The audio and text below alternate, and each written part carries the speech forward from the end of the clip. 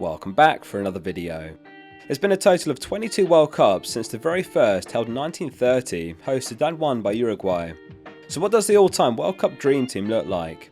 In this video we'll be answering exactly that with a full 11 based on a mix of footballing ability and World Cup success. If you enjoy this kind of content, hit like and subscribe for more to come on the channel. So let's jump in and starting off with the goalkeeper, which is a difficult one.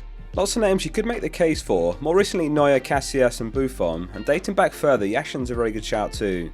Only 3 goalkeepers have ever started in back-to-back World Cup finals. 2 of them failed to win, Youngblood from Netherlands and Schumacher from Germany. Gilmar is the third, and he won both finals in 1958 and 1962. He's one of only 20 players in history to win 2 World Cups. It's a back 4 and the first defender is Cafu, who also won 2 World Cups, widely proclaimed as one of the best right backs ever. He made his World Cup debut in '94 and went on to lift the trophy, Brazil's first World Cup since 1970. In his career he featured in 4 successive World Cups, an incredible feat on its own, and over those 4 he played in 3 World Cup finals, winning 2. From South America to Europe for the next pick, which is Franz Beckenbauer, one of the most formidable players in the history of football and arguably Germany's greatest ever player. Despite being a defender, he also had an unbelievable goal scoring record. At club level he scored 60 goals for Bayern Munich. He scored 5 times at the World Cup, 4 of which came in 6 appearances at the '66 World Cup, where Germany fell short to England in the final.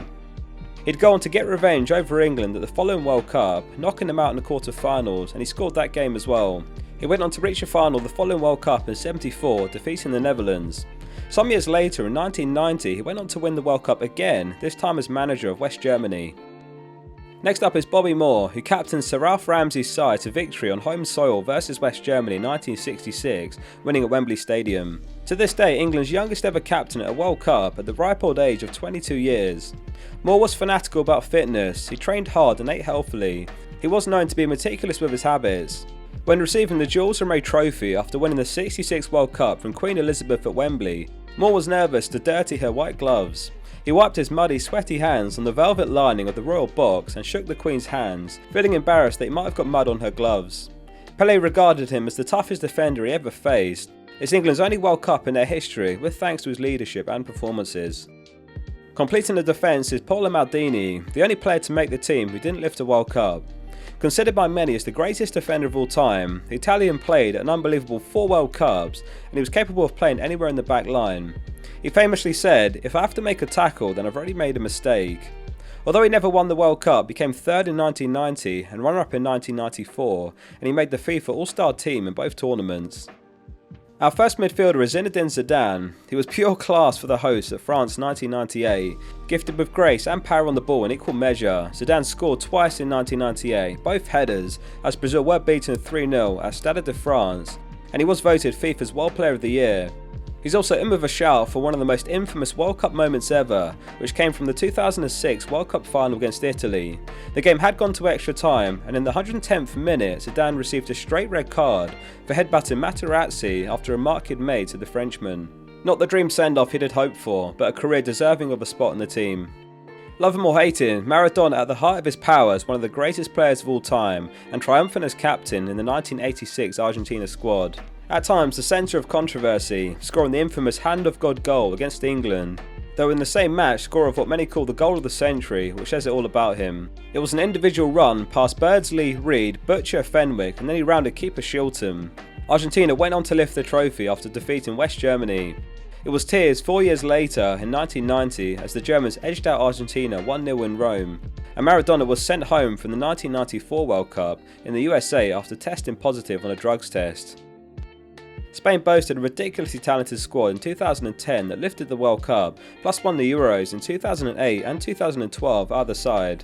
Iniesta, the midfield maestro, was always reliable, able to wriggle out of tight spaces and pick a pass. The midfield trio of Busquets, Xavi, Iniesta is claimed to be the greatest midfield of all time by many, and you could really give a midfield spot to any of the other 2. However, it was Iniesta who scored the winning goal in the World Cup final as Spain beat the Netherlands in extra time, so we're giving it to him. It would be criminal not to include Miroslav Klose, who appeared in 4 successive World Cups, winner in 2014, and he's the top goalscorer of all time in the World Cup with 16 goals and 24 appearances. His 24 appearances is also the second most appearances in World Cup history. Germany's lucky charm, they never lost a match which he scored in. A crazy record when you consider that he scored a whopping 71 times in his international career. The story of Pele has, over time, reached mythical proportions, with just one exception, it's true. Widely regarded as the greatest player of all time, 77 goals and 92 appearances for Brazil in all competitions. A total of 445 players have been in the winning team in the World Cup. Pele is the only player to ever won 3 World Cups in 1958, 1962 and 1970. No justification required for the all-time dream team. The final player is another Brazilian forward, Ronaldo. A 2-time World Cup winner. He actually didn't have any involvement on the pitch in the 1994 win, aged just 17 at the time, but by the time he lifted the trophy again in 2002, he had unmistakably grown into the legend that is Ronaldo o Fenomeno, translated as the phenomenon. In 1998, Brazil also reached the World Cup final, where Ronaldo suffered a seizure on the day, which only later came to light. He had a poor final and he looked very unwell in the warm-up, but he later made amends in 2002. He had an infamous hairstyle for the 2002 World Cup, which he said was tactical to get everyone talking about his hair and forgetting about his injury. He later apologised to parents across the world after millions opted to copy his radical style, and he joked that even his own mother hated him for the hairstyle. That completes the all-time World Cup 11, thanks for watching. If you enjoyed it, please drop the video a like and subscribe for more original content to come. I read every comment, so leave your thoughts below, and if there's any other players who deserve consideration.